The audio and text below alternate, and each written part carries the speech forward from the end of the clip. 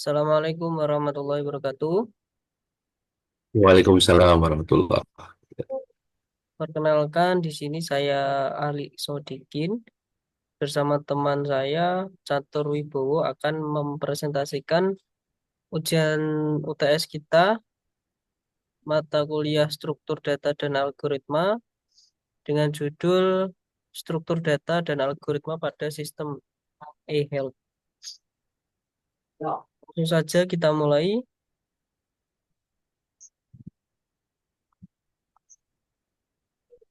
Di sini perkembangan teknologi informasi berdampak besar pada sektor kesehatan. Kemudian e-health, kesehatan elektronik memanfaatkan perangkat lunak untuk efisiensi layanan kesehatan. Selanjutnya, struktur data dan algoritma penting untuk pengelolaan dan proses data medis secara efektif. Selanjutnya, tipe data dan variabel. Di sini dalam pemrograman, tipe data menentukan jenis nilai yang dapat disimpan oleh variabel. Pemilihan tipe data yang tepat sangat penting untuk efisiensi sistem. Contoh penggunaan tipe data di eHealth ini, yang pertama adalah integer. Di sini digunakan untuk angka seperti usia pasien dan tekanan darah. Kemudian float untuk nilai pecahan seperti suhu tubuh atau kadar gula darah. Selanjutnya string untuk menyimpan informasi seperti nama pasien ataupun alamat.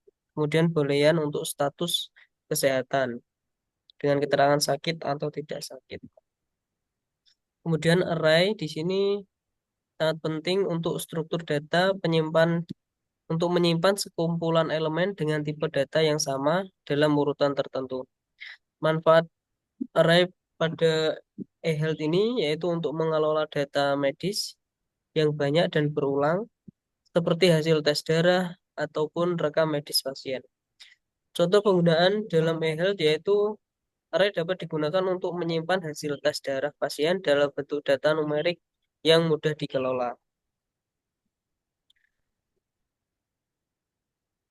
Kemudian implementasi queue.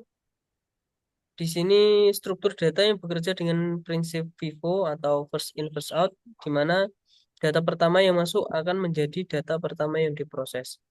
Manfaat dari queue ini adalah mengelola antrian pasien untuk memastikan proses pelayanan medis yang tertib dan efisien. Contoh penggunaannya untuk menambahkan pasien ke antrean dan melayani pasien yang sudah menunggu. Untuk selanjutnya akan dilanjutkan oleh teman saya, Mas Catur Wibowo.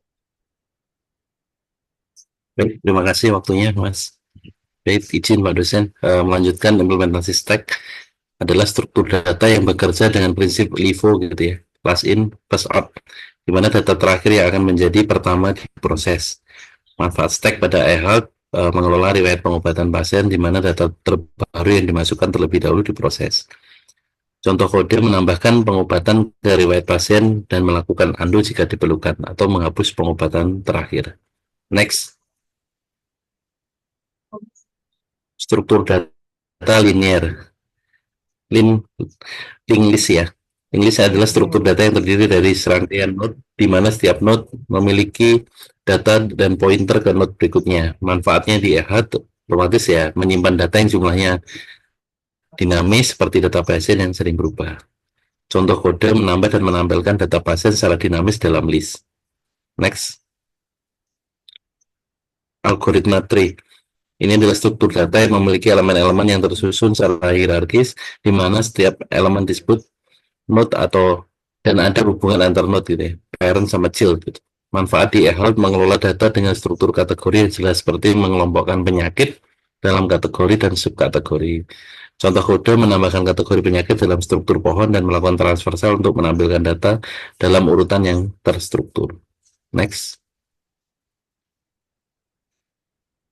Kesimpulannya, penggunaan struktur data dan algoritma sangat penting dalam pengembangan sistem eHealth untuk memastikan efisien, kecepatan, dan akurasi dalam pengelolaan data medis.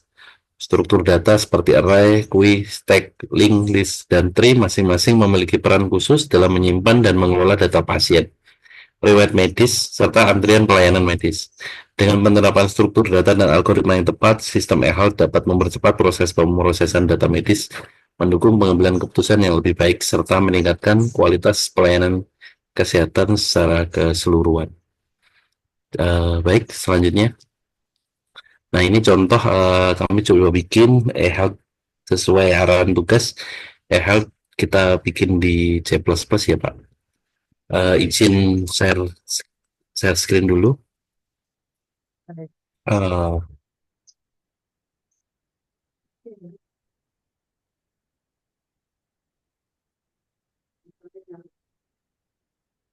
Sudah tampil ya, Mas?